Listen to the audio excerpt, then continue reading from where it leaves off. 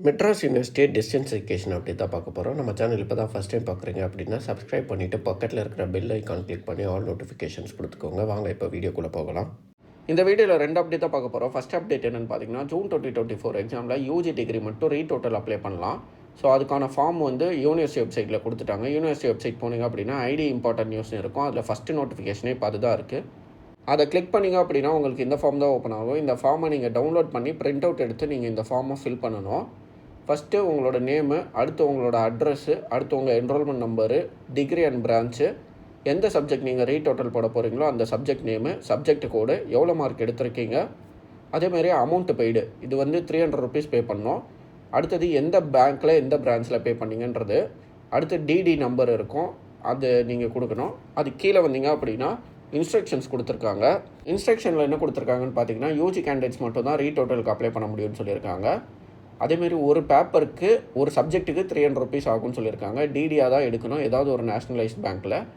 அது எந்த நேமில் எடுக்கணும்னா, the director IDE university of Madras Chennai, இந்த நேமில் தான் டிடி எடுக்கணும். இந்த நேமை மிஸ் பண்ணிடாதீங்க, கரெக்டாக எடுங்க, தப்பாக எடுத்துடாதீங்க.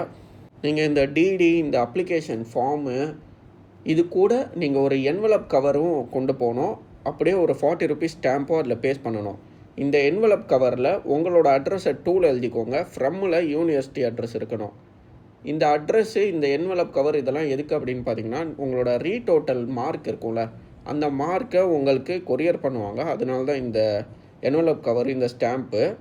இப்போ இதெல்லாம் எங்கே சப்மிட் பண்ணணும்னு பார்த்தீங்கன்னா, ஐடிஐ பில்டிங்கில் 3rd ஃப்ளோரில் எக்ஸாம் செக்ஷன் இருக்கும். அங்கே போய் நீங்கள் இது எல்லாத்தையும் சப்மிட் பண்ணிவிடுங்க.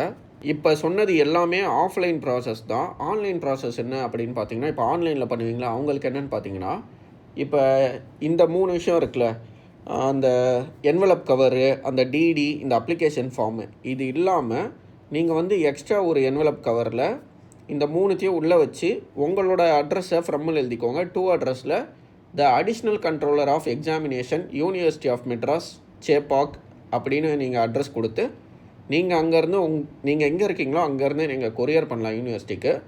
ஆனால் அந்த கொரியருக்குள்ளே இந்த 3 விஷயமும் இருக்கணும். டிடி, அந்த அப்ளிகேஷன் ஃபார்மு, அந்த அப்ளிகேஷன் ஃபார்ம் ஃபில் பண்ணியிருக்கணும், கரெக்டாக ஃபில் பண்ணிவிடுங்க.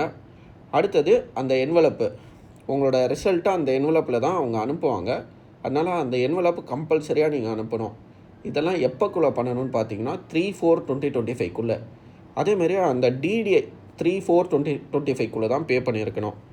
அடுத்த அப்டேட் என்னென்னு பார்த்தீங்கன்னா, இன்டர்னல் அசஸ்மெண்ட் லிங்க் ஓப்பன் பண்ணியிருக்காங்க. அதாவது இப்போ ரிசல்ட் வந்துச்சுல, அதே பேட்சுக்கு திரும்ப ஓப்பன் பண்ணியிருக்காங்க இன்டர்னல் அசஸ்மெண்ட் பண்ணாதவங்களுக்காக.